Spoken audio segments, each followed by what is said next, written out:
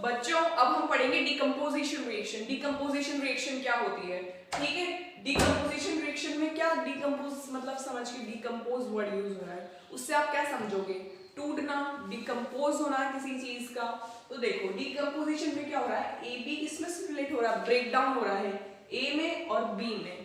Clear है। तो देखो इसकी डेफिनेशन देख लेते हैं। मैंने तुम्हें कहा था कि ये लाइन तुम्हें हमेशा लिखनी है, रिएक्शन इन विच तुम्हें हमेशा लिखनी है। तुम्हारी डेफिनेशन स्टार्ट होगी रिएक्शन इन विच से, तो तुम्हें पूरी की पूरी डेफिनेशन बार बार याद करने की जरूरत नहीं है, ठीक है। तो क्या लिखना है तुम्हें, reaction in which single substance break down, reaction जिसके अंदर single substance A B substance break down हो रहा है into two or more simple substance. ये कॉम्प्लेक्स सब्सटेंस कोई भी, ये किसमें डिवाइड हो रहा है, दो या दो से ज्यादा सिंपल सब्सटेंस में। Okay, are called decomposition reaction. जब एक कंपाउंड एक या दो या दो से ज्यादा सिंपल सब्सटेंस में डिवाइड हो तो उसको कहेंगे हम डिकम्पोजिशन रिएक्शन, ठीक है। अब देखो इसका एग्जांपल ले लो तुम, H2O इसका एग्जांपल हो सकता है। H2O को तुम कॉम्बिनेशन रिएक्शन में भी लिख सकते हो, डिकम्पोजिशन रिएक्शन में भी लिख सकते हो, ठीक है। तो देखो अब H2O को तुम कैसे तोड़ सकते हो, H2 plus O2 तोड़ दिया तुमने, H2O को तोड़ दिया है H2 plus O2, H2 plus O2 मिलके वाटर बनाते हैं, तो अपन वाटर को तोड़ के भी H2 और O2 बना सकते हैं। क्लियर है ना आपको। अब देखो H2O, अब अपन को हर इक्वेशन को बैलेंस करना होता है, बिना बैलेंस के कोई इक्वेशन नहीं लिख के आनी है एग्जाम में, बैलेंसिंग करते हैं इस इक्वेशन की। देखो H के कितना है, यहाँ 2 है, यहाँ 2 है, तो मतलब H हमारा बैलेंस है। क्लियर। O के चेक कर लो, ऑक्सीजन के, ऑक्सीजन यहाँ 1 है, यहाँ 2 है, भाई अब तो ये इम्बैलेंस हो रहा है, ठीक है। अब क्या करेंगे उसके लिए हम यहाँ लगा देंगे 2, लगा दिया 2। तो अब देखो तुम 1 2 जा 2 हो गए, 1 2 जा 2, कितने ऑक्सीजन हो गए, 2 हो गए, ठीक है। तो 2 ऑक्सीजन यहाँ लिखे, ऑक्सीजन अपना बैलेंस हो चुका है। क्लियर, ऑक्सीजन हमने बैलेंस कर लिया है। अब अगर हम हाइड्रोजन की बात करें तो हाइड्रोजन यहाँ 2 2 जा 4, ठीक है, 2 2 जा तो यहाँ 4 हो गए, इस साइड तो 4 हो गए, इस साइड 2 ही रह गए। तो इस साइड बैलेंस करने के लिए हम क्या करेंगे, यहाँ पर भी 2 लगा देंगे, तो ये तुम्हारा H2 भी बैलेंस हो गया है, H हाइड्रोजन भी तुम्हारा बैलेंस हो गया है। क्लियर। नेक्स्ट हम इसकी बात करेंगे रिएक्शन की, बहुत इंपॉर्टेंट रिएक्शन है ये, इस वाली केमिकल रिएक्शन की जान है ये वाली इक्वेशन, तो इसको अच्छे से प्रिपेयर करना है, ठीक है। CaCO3 calcium carbonate, calcium carbonate split होकर क्या क्या बनाएगा, कैल्शियम ऑक्साइड और CO2 कार्बन डाइऑक्साइड रिलीज करेगा। समझ रहे हो, कैल्शियम कार्बोनेट CaCO3 फॉर्मूला होता है कैल्शियम कार्बोनेट का। तो कैल्शियम कार्बोनेट डिवाइड होकर क्या बना रहा है, CaO मतलब होता है कैल्शियम ऑक्साइड और CO2 मतलब होता है कार्बन डाइऑक्साइड। क्लियर। देखो अब इसकी बैलेंसिंग करेंगे, Ca कैल्शियम जो है यहाँ पर एक है, यहाँ पर एक है, Ca हमारा ऑलरेडी बैलेंस्ड है। C की बात करेंगे, यहाँ पर एक है और यहाँ पर भी कार्बन एक, सॉरी यस कार्बन एक है हमारा, यहाँ भी कार्बन एक है, तो कार्बन भी हमारा बैलेंस है, ठीक है। ऑक्सीजन की बात करेंगे, ऑक्सीजन यहाँ हमारी 3 है और यहाँ देखो 1 और ये 2, 3 हो रही है, तो ये वाली इक्वेशन भी हमारी बैलेंस हो गई है। क्लियर। तो देखो डिकम्पोजिशन रिएक्शन में क्या होता है, a reaction in which single substance break down into 2 and or more simple substance. एक सिंपल सब्सटेंस 2 या 2 से ज्यादा सिंपल सब्सटेंस में डिवाइड होगा, ब्रेक डाउन होगा, तो उसको हम क्या कहेंगे, डिकम्पोजिशन रिएक्शन।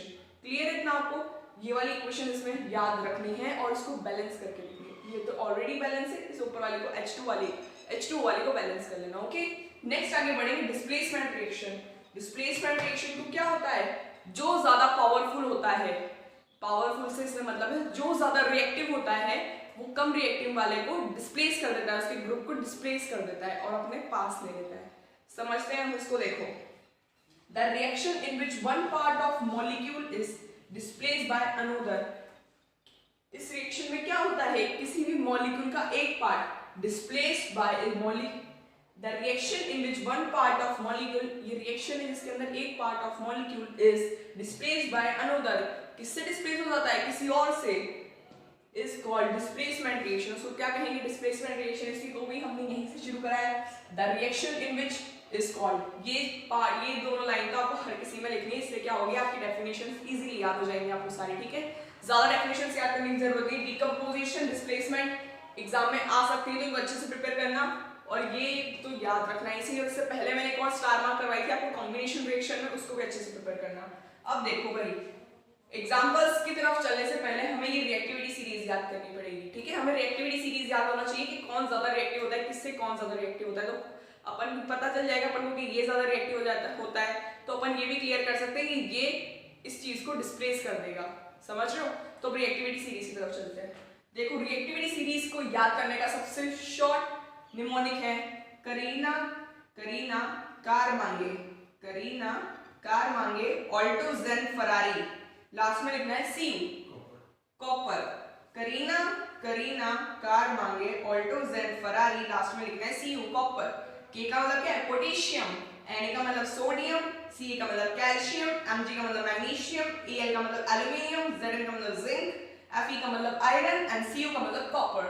ठीक है, ये रिएक्टिविटी सीरीज अब इंक्रीज कैसे हो रही है? ये रिएक्टिविटी सीरीज हो रही है इस डायरेक्शन में इंक्रीज। तो सबसे कम रिएक्टिव कौन है? सबसे कम, ये क्या है? सबसे कम है।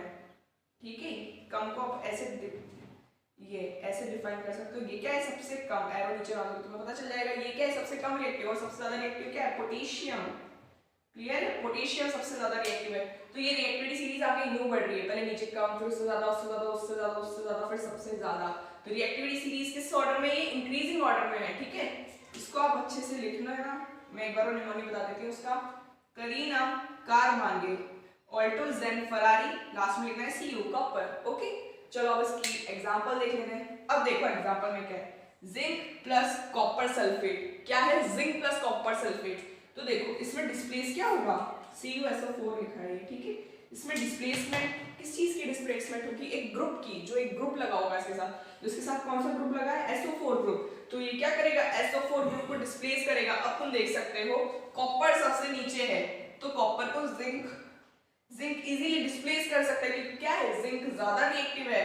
रिएक्टिविटी सीरीज बढ़ रही है ना ऊपर, तो Cu सबसे कम रिएक्टिव, फिर Fe ज्यादा, फिर Zn ज्यादा। Zn को कहेंगे जिंक, तो जिंक ज्यादा रिएक्टिव है, तो ये क्या करेगा? Cu को अपने साथ ले लेगा। Cu किसके साथ चल जाएगा? Zn के साथ। सॉरी, Cu नहीं, SO4 ग्रुप किसके साथ चल जाएगा? Zn के साथ। तो क्या हो जाएगा? ये ZnSO4 बन जाएगा और Cu बेचारा अकेला रह जाएगा। I am again repeating, SO4 किसके साथ चल जाएगा? Zn के साथ। तो ये ZnSO4 चल जाएगा। क्यों? क्योंकि Zn ज्यादा रिएक्टिव है Cu से, तो क्या करेगा? कॉपर को डिस्प्लेस कर देगा, फिर कॉपर बेचारा अकेला रह जाएगा। क्लियर? नेक्स्ट हम आगे चलते हैं। Pb मतलब होता है लेड, LEAD, लेड। ठीक है, इनके नाम भी नीचे लिखते जाना है, बहुत अच्छा रहेगा अगर तुम नीचे नाम लिख दोगे तो टीचर इंप्रेस हो जाएगा। और इक्वेशन बैलेंस करके आओगे तो, ठीक है, इक्वेशन बैलेंस करना मैंने तुम्हें सिखा दी है, वैसे ही बैलेंस करनी, बहुत इजी है।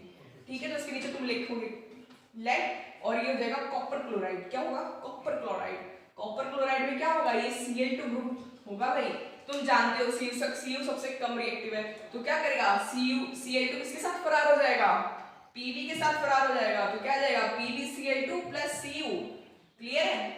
Cu क्या रह जाएगा? बेचारा अकेला रह जाएगा। ये Cl2 किसके साथ आ जाएगा? Pb के साथ। तो PbCl2 प्लस Cu। क्लियर है? नेक्स्ट अब अपन बात करेंगे इस वाली रिएक्शन की। इसमें क्या होगा? Mg plus CuSO4। Mg को क्या कहेंगे? मैग्नीशियम।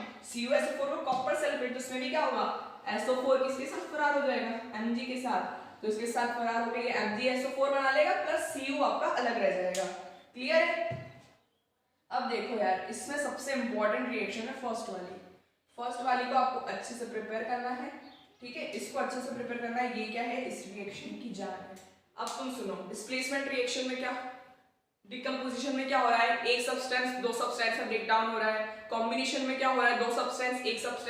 दो सब्सटेंस मिलके एक कॉम्प्लेक्स बना रहे हैं, कंपाउंड बना रहे हैं। और डिस्प्लेसमेंट में क्या हो रहा है? जो ज्यादा रिएक्टिव है वो लेस रिएक्टिव को क्या कर रहा है? डिस्प्लेस, उसको हटा रहा है। ठीक है, जो लेस रिएक्टिव है उसको तो हटा दिया उसने, और ग्रुप को अपने साथ ले रहा है। ठीक है, तो इन सबको अच्छे से प्रिपेयर करना। ये निमोनिक याद रखना, रिएक्टिविटी सीरीज तुम्हें याद होनी चाहिए। ठीक है, इसको अच्छे से प्रिपेयर करो और अच्छे से पढ़ो।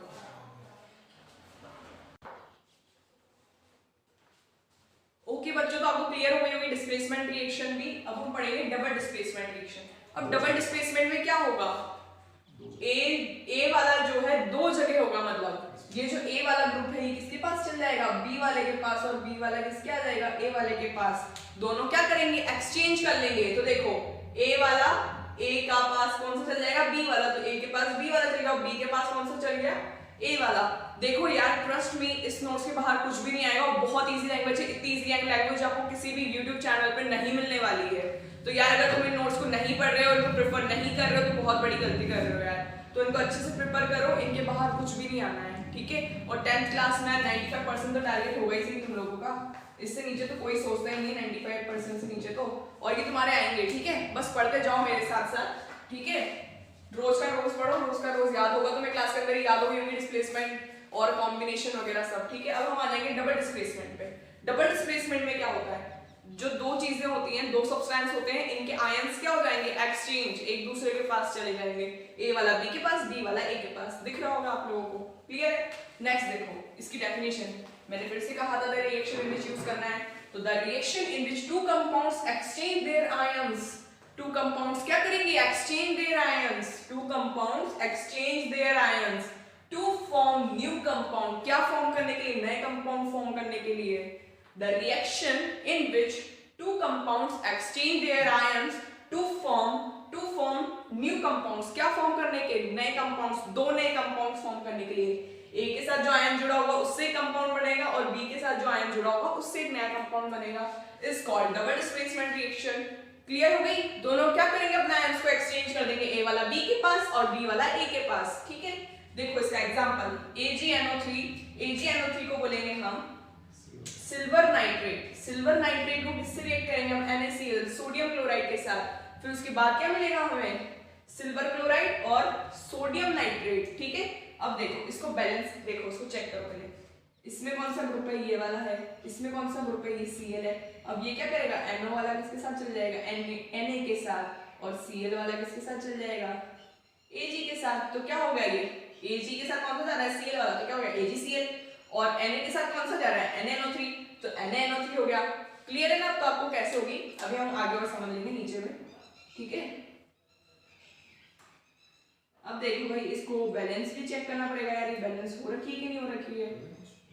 बैलेंस देखने के लिए देखो इसको बैलेंस करते हैं, Ag कितना है, 1 है, Ag कितना है, 1 है, Ag बैलेंस है भाई साहब। NO3 चेक करो, N कितना है, 1 है, N कितना है, 1 है, ठीक है। N भी बैलेंस है, नाइट्रोजन भी बैलेंस है। ऑक्सीजन चेक करो, इधर कितना ऑक्सीजन है, 3, इधर कितना ऑक्सीजन है, 3, ऑक्सीजन बैलेंस है। Na कितना है, यहाँ पे सोडियम कितना है, 1 है, इधर भी 1 है, ये भी बैलेंस है। तो भाई पूरी रिएक्शन ही बैलेंस है, तो इसको बैलेंस करने की जरूरत ही नहीं है। इसको अच्छे से याद करना, और ये आपके एग्जाम पॉइंट ऑफ व्यू से इंपॉर्टेंट है गाइस, इसको अच्छे से प्रिपेयर करना है बच्चों तुम्हें, ठीक है। नेक्स्ट चलो आगे बढ़ते हैं। FeS को बोलेंगे हम आयरन सल्फेट, क्या बोलेंगे, आयरन सल्फेट। और H2SO4 को क्या बोलते हैं, सल्फ्यूरिक एसिड, तो इसको क्या बोलेंगे, फेरस सल्फेट और hydrogen sulphide. Clear, ferrous sulphate और हाइड्रोजन सल्फाइड, ठीक है। अब क्या होगा, इसका जो S लेंगे, इसका लेंगे SO4, S किसके साथ फरार होगा, इसका H2 के साथ, और SO4 किसके साथ फरार होगा, इसका Fe के साथ। तो क्या बन जाएगा, FeSO4, और H के साथ H2 के साथ क्या जुड़ जाएगा, S, तो क्या बन जाएगा, H2S। क्लियर, ये रिएक्शन में आपको अब चेक कर लेते हैं, इसकी बैलेंसिंग भी देख लेते हैं भाई, ये बैलेंस है कि नहीं है। बैलेंस हर रिएक्शन करनी है यार, ठीक है, क्योंकि आपने 9th में पढ़ा था law of conservation of mass, matter can neither be created and mass can neither be destroyed, ठीक है। तो मास जितना इधर होगा उतना ही हमें आगे प्रोडक्ट में मिलना चाहिए। क्लियर, तो देखो Fe कितना है, 1 है, Fe कितना है, 1, क्लियर है भाई साहब, Fe 1 है, सल्फाइड कितना है, 1, यहाँ कितना है, 1, क्लियर है, ये भी चलो Sp बैलेंस है। H की कितने मॉलिक्यूल है, 2, इधर 2 मॉलिक्यूल, ये भी हो गया, ठीक है। S कितना है, यहाँ SO4 4 है, 4 है, चलो सब बैलेंस है, ठीक है। आगे बढ़ते हैं, ये हो गई हमारी बैलेंस, ठीक है। नेक्स्ट जाएंगे BaCl2 के साथ, बेरियम क्लोराइड के साथ, ठीक है। BaCl2 क्या होता है, बेरियम क्लोराइड, और H होता है सल्फ्यूरिक एसिड, H होता है हाइड्रोक्लोरिक एसिड, और BaSO4 होता है बेरियम सल्फाइड, ठीक है, सल्फेट, बेरियम सल्फेट। क्लियर, अब देखो इसको बैलेंस करना देखते हैं। क्लियर है, अब आप इसमें फिर से देख लो, Cl2 और H2SO4, तो H2 के साथ क्या लग जाएगा, Cl2, और Ba के साथ क्या जुड़ जाएगा, SO4, तो क्या बन जाएगा, BaSO4 plus HCl, BaSO4 plus HCl। अब इसको हिसाब, इसको बैलेंस करना पड़ेगा यार, बैलेंसिंग के बिना रिएक्शन आगे कैसे बढ़ सकती है। देखो भाई, इसके बाद एक और रिएक्शन बढ़ रही है, ऑक्सीडेशन रिएक्शन, और इस चैप्टर को मैंने आपको बहुत ही ब्रीफली में बहुत ही अच्छे से समझाया है, इससे शॉर्ट आपको कहीं नहीं मिलेगा, और इससे अच्छे नोट्स आपको कहीं नहीं मिलेंगे। क्लियर, चलो अब इसकी बैलेंसिंग कर देते हैं। बैरियम कितना, यहाँ 1 है, यहाँ 1 है, कोई प्रॉब्लम नहीं है, ठीक है। SO4 कोई प्रॉब्लम नहीं है, ये भी बैलेंस है। H2 की बात आई यार, H2 के साथ क्या होगा, यहाँ 2 है, यहाँ कितना है, 1, तो उसके लिए क्या करेंगे हम, यहाँ 2 लगा देंगे तो ये बैलेंस हो गई है। कैसे हुई ये बैलेंस? अब देखो यहाँ 2 H2 हो गए, यहाँ भी 2 हो गए, यहाँ 2 Cl हो गए, यहाँ 2 Cl हो गए, तो भाई ये रिएक्शन पूरी बैलेंस हो गई है। अब ठीक है, अब इनको अच्छे से प्रिपेयर करना। डबल डिस्प्लेसमेंट में क्या होगा, दोनों अपने आयंस एक्सचेंज करके एक नया कंपाउंड, नए सब्सटेंस फॉर्म करेंगे। क्या करेंगे? टू फॉर्म न्यू कंपाउंड्स, नए कंपाउंड्स फॉर्म करेंगे। ठीक है, इनकी एग्जांपल्स लिख लो। और इसके बाद एक और बच गई ऑक्सीडेशन रिडक्शन रिएक्शंस, उसको अच्छे से प्रिपेयर करना। ठीक है, इसको नोट डाउन कर लो। अब आ जाते हैं हम ऑक्सीडेशन रिएक्शन पे और रिडक्शन रिएक्शन पे। इसको मैंने बीच में ऐसे करके इसलिए लिखा है ताकि आपको दोनों का पॉइंट ऑफ व्यू मिल जाएगा कि भाई ऑक्सीडेशन में होता है, रिडक्शन में होता है। आप दोनों को कंपैरिजन करके आप इसको अच्छे से समझ सकते हैं। ठीक है, इसीलिए आपसे इसका डिफरेंस कोई नहीं पूछेगा ना, आपसे इसकी डेफिनेशन कोई पूछने वाला है। ठीक है, बट फिर भी हम इसको पढ़ लेते हैं क्या होता है। ठीक है, चलो ऑक्सीडेशन रिडक्शन। ऑक्सीडेशन रिएक्शन में क्या होता है? सबसे पहले ऑक्सीडेशन रिएक्शन में होता है एडिशन ऑफ ऑक्सीजन। क्या होगा ऑक्सीडेशन में? ऑक्सीडेशन मतलब समझ में आ रहा है हमें? ऑक्सीडेशन सुनते ही क्या होगा? एडिशन ऑफ ऑक्सीजन, या फिर और करके मैंने क्या लिखा है? Removal of hydrogen. ऑक्सीजन का क्या होगा? एडिशन, या फिर हो जाएगा रिमूवल ऑफ हाइड्रोजन। क्लियर है इतना? रिडक्शन में समझते हैं, रिडक्शन में क्या होगा? Removal of oxygen. रिडक्शन में क्या हो रहा है? रिडक्शन का मतलब हो रहा है कुछ ना कुछ चीज रिडक्ट हो रही है, तो रिडक्ट को क्या कहेंगे? क्या चीज रिडक्ट हो रही है? ऑक्सीजन। इधर गेन ऑक्सीजन हो रही थी, इधर रिडक्शन हो रहा है ऑक्सीजन का। और इधर क्या होगा? Gain of hydrogen. इधर क्या होगा? Loss of hydrogen. रिमूवल लिख सकते हो लॉस के लिए, गेन लिख सकते हो एडिशन के लिए। क्लियर है? एडिशन लिख सकते हो, या फिर गेन लिख सकते हो, या फिर आप लॉस लिख सकते हो, या फिर रिमूवल लिख सकते हो। क्लियर? चलो आगे देखते हैं। एडिशन ऑफ ऑक्सीजन या फिर removal of hydrogen from substance. किसी भी सब्सटेंस में से अगर तुम ऑक्सीजन को क्या कर देते हो? ऐड कर देते हो, या फिर हाइड्रोजन को रिमूव कर देते हो, तो कौन सी रिएक्शन होगी? Oxidation reduction, oxidation reaction. ठीक है, अब देखो Mg magnesium plus oxygen gives magnesium oxide. अब देखो यार क्या हो रहा है इसमें, सुनो पहली बात। ऑक्सीजन क्या हो रही है? ऐड हो रही है। ऑक्सीजन एडिशन होती है, एडिशन ऑफ ऑक्सीजन होता है ऑक्सीडेशन में। तो ये किसका एग्जांपल हो गया? ऑक्सीडेशन का। अब सुनो, इसको बैलेंस करना रहेगा। बैलेंस, हर इक्वेशन बैलेंस करनी है, मैं फिर से कह रही हूँ। सुनो, अब बैलेंस करने के लिए क्या करोगे? Mg के बैलेंस O2, यहाँ ऑक्सीजन कितने? 2, यहाँ ऑक्सीजन कितना? 1। तो इसको बैलेंस करने के लिए क्या करोगे? तुम यहाँ 2 लिख दोगे, यहाँ 2 लिख दोगे। चेक कर लेना, अभी बैलेंस हो गई है। आगे बढ़ते हैं। कार्बन प्लस ऑक्सीजन, कार्बन में ऑक्सीजन मिलाएंगे, एडिशन क्या कर रहे हैं हम? ऑक्सीजन का। तो क्या मिल रही है? CO2। ऑक्सीडेशन में क्या होता है? Addition of oxygen. ठीक है, तो एडिशन ऑफ ऑक्सीजन करा O2 का, तो क्या मिल रही? Carbon dioxide. ठीक है, अब देखो इसमें ऑक्सीडेशन रिएक्शन में एक और चीज आती है। क्या होती है? Loss of electron from a molecule या एटम। इलेक्ट्रॉन को क्या होता है? लॉस होता है। इलेक्ट्रॉन्स क्या होते हैं? कम हो जाते हैं ऑक्सीडेशन रिएक्शन में। ठीक है, तो क्या होगा? Loss of electron, loss of electron. अब इसमें आ जाते हैं CuO। अब हम आ जाते हैं रिडक्शन रिएक्शन की इक्वेशन पे, रिडक्शन रिएक्शन के एग्जांपल पे। ठीक है, ये आपको याद रखना है, इंपॉर्टेंट है। देखो अब क्या हो रहा है, कॉपर ऑक्साइड को रिएक्ट करा रहे हैं हम H2 के साथ। क्यों? क्योंकि इसमें अपन क्या करते हैं? Gain of hydrogen. हाइड्रोजन को क्या करते हैं? इसमें गेन करते हैं। तो क्या होगा? कॉपर अलग हो जाएगा और H2 आपको अलग मिल जाएगा, वाटर अलग मिल जाएगा। ठीक है, तो इसमें क्या करेंगे हम? Addition of H2O। इसमें क्या करेंगे? Addition of O2। इसमें क्या करेंगे? Addition of H2। ऑक्सीजन का एडिशन करेंगे तो क्या करेंगे? Addition of hydrogen. ठीक है, नेक्स्ट इसमें क्या होगा? Gain of electron from a molecule या एटम। क्या होगा? Gain of electron. इलेक्ट्रॉन क्या होंगे? गेन होंगे फ्रॉम, कहां से? एटम या मॉलिक्यूल से। ठीक है, इसमें क्या होगा? Loss of electron from atom या मॉलिक्यूल। क्लियर? नेक्स्ट अब देखो ऑक्सीडेशन रिडक्शन को, ऑक्सीडेशन रिएक्शन को याद करने की ट्रिक है। Oxidation is loss of electron. Oxidation क्या है? Loss of electron. Oil rig, इसको याद करने की ट्रिक क्या है? Oil rig, RIG। तो oxidation is loss of electron and reduction is gain of electron. ऐसा आप इसको याद कर सकते हो। आपसे कोई इनकी डेफिनेशंस नहीं पूछेगा, आपसे कोई नहीं बोलेगा ऑक्सीडेशन की रिएक्शंस लिखो, उसकी रिएक्शंस लिखो, नहीं पूछेगा कोई आपसे।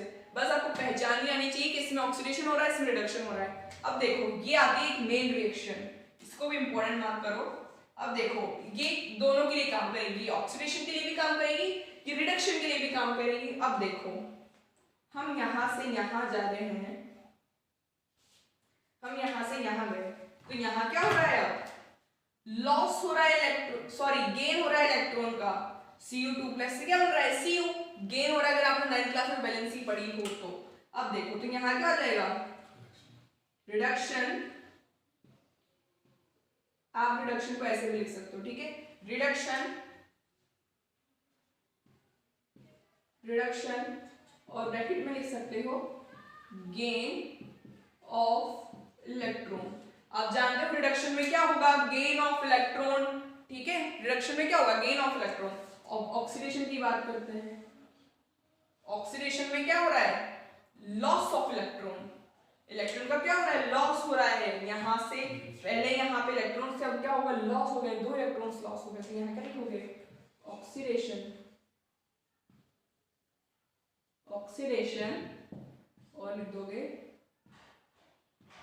लॉस ऑफ इलेक्ट्रॉन, ठीक है। तो इस रिएक्शन को अच्छे से प्रिपेयर करना इंपॉर्टेंट है, ठीक है, इसको याद रखने की ट्रिक, OIL का मतलब oxidation is loss of electron and reduction is gain of electron, ये दोनों चीजें याद रखनी है, ये इसके लिए, ये इसके लिए है, क्लियर, ये याद रखना है। और आपको ये चीज याद रखनी है, इसमें कोई डेफिनेशन याद नहीं करनी, कोई आपसे ऑक्सीडेशन रिडक्शन के बीच में डिफरेंस नहीं पूछेगा, इनकी डेफिनेशन नहीं पूछेगा, वो सिर्फ आपसे ये पूछेगा कि इस रिएक्शन में ऑक्सीडेशन हो रहा है या रिडक्शन हो रहा है, आपको बस ये चीज पहचान में आनी चाहिए, ठीक है। अब मेरी बात सुनो, इससे इजी नोट्स या इससे इजी लैंग्वेज आपको YouTube के किसी भी चैनल पे नहीं मिलेगी, ट्रस्ट मी गाइस, अगर आप तुम ये नहीं पढ़ोगे तो तुम बहुत बड़े लॉस में रहोगे, समझ रहे हो मेरी बात। और हमारा टारगेट है 95%, 95%,